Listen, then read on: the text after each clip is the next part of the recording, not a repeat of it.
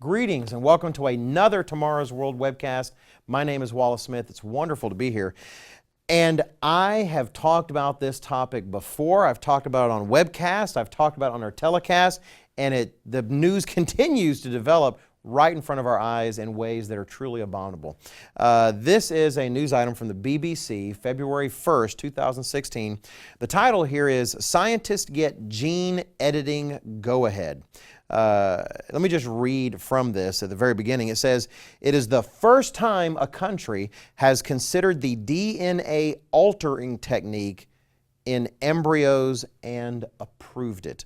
The research will take place at the Francis Crick Institute in London and aims to provide a deeper understanding of the earliest moments of human life. It will be illegal for the scientists to implant the modified embryos into a woman.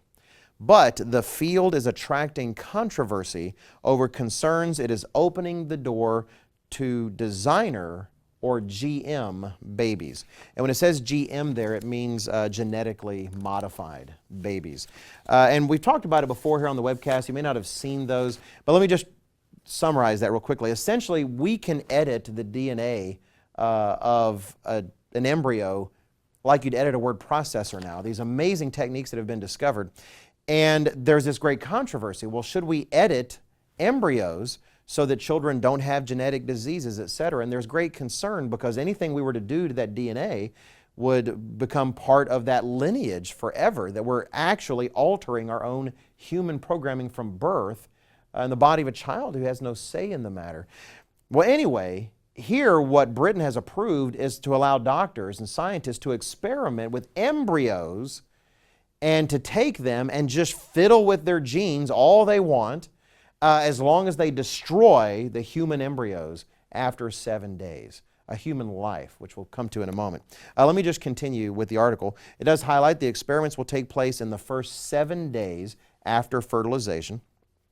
Dr. Kathy Nyakin, who's actually working in this area, it says that earlier this year she explained why she had applied to edit human embryos. That is applied to the British government for approval. She says, we would really like to understand the genes needed for a human embryo to develop successfully into a healthy baby. It says the researchers will alter these genes in donated embryos, which will be destroyed after 7 days. And they say the experiments actually could begin in the next few months. Now, there's a quote here from someone named David King, Dr. David King, and I think it's worth noting. It says, Dr. David King, the director of Human Genetics Alert, said, this research will allow the scientists to refine the techniques for creating GM babies, that is, genetically modified babies.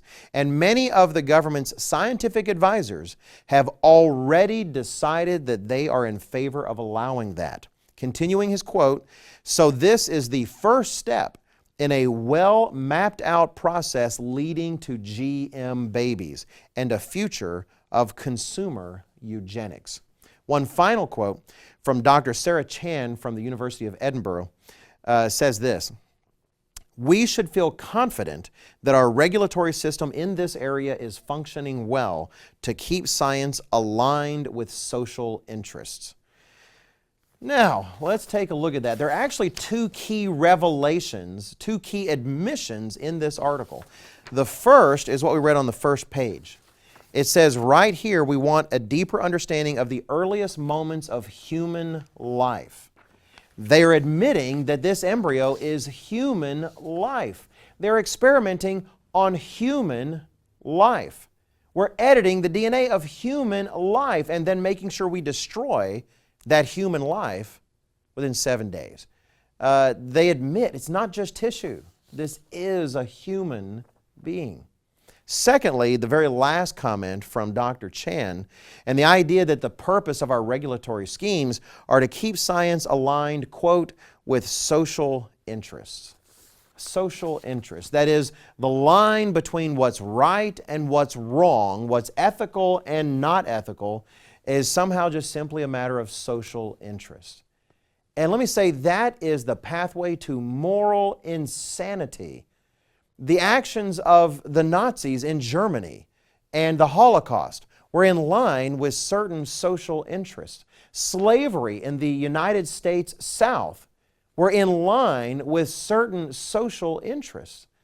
We can't afford to have simple social interests defining our lines. And what we see in this is a foreshadowing of a time the Bible talks about. In Revelation chapter 18, verses 11 through 13, the Bible talks about a system that will make merchandise of everything. It mentions gold and silver, precious stones, linen, wood, all sorts of things, horses and chariots, and bodies and souls of men. When we lose any proper sense of sacred boundaries, we head into terrible places. And this is a sign of those kinds of times. Thank you for watching. Please do check out everything else we have at tomorrowsworld.org.